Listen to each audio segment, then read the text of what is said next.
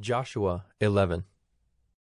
When Jabin, king of Hazor, heard of this, he sent to Jobab, king of Madon, and to the king of Shimron, and to the king of Akshaph, and to the kings who were in the northern hill country, and in the Arabah south of Kinneroth, and in the lowland, and in Naphthdor on the west, to the Canaanites in the east and the west, the Amorites, the Hittites, the Perizzites, and the Jebusites in the hill country, and the Hivites under Hermon in the land of Mizpah. And they came out with all their troops, a great horde, in number like the sand that is on the seashore, with very many horses and chariots. And all these kings joined their forces, and came and encamped together at the waters of Merom to fight against Israel.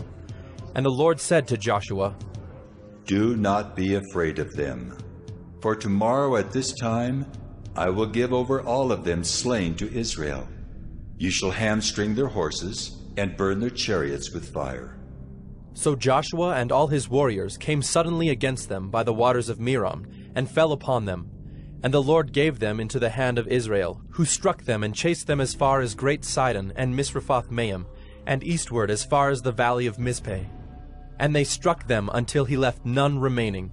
And Joshua did to them just as the Lord said to him. He hamstrung their horses and burned their chariots with fire. And Joshua turned back at that time, and captured Hazor, and struck its king with the sword.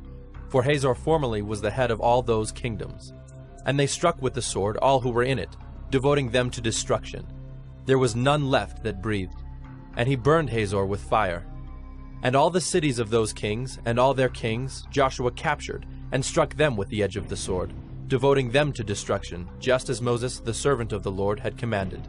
But none of the cities that stood on mounds did Israel burn, except Hazor alone. That Joshua burned. And all the spoil of these cities and the livestock the people of Israel took for their plunder. But every man they struck with the edge of the sword until they had destroyed them, and they did not leave any who breathed. Just as the Lord had commanded Moses his servant, so Moses commanded Joshua, and so Joshua did. He left nothing undone of all that the Lord had commanded Moses. So Joshua took all that land, the hill country, and all the Negeb, and all the land of Goshen, and the lowland, and the Arabah, and the hill country of Israel, and its lowland from Mount Halak, which rises toward Seir, as far as Baal-gad in the valley of Lebanon, below Mount Hermon. And he captured all their kings, and struck them, and put them to death. Joshua made war a long time with all those kings. There was not a city that made peace with the people of Israel, except the Hivites, the inhabitants of Gibeon. They took them all in battle.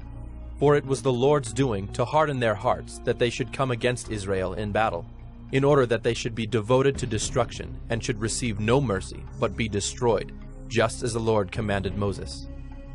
And Joshua came at that time, and cut off the Anakim from the hill country, from Hebron, from Debir, from Anab, and from all the hill country of Judah, and from all the hill country of Israel. Joshua devoted them to destruction with their cities. There was none of the Anakim left in the land of the people of Israel. Only in Gaza, in Gath, and in Ashdod did some remain. So Joshua took the whole land, according to all that the Lord had spoken to Moses. And Joshua gave it for an inheritance to Israel, according to their tribal allotments. And the land had rest from war.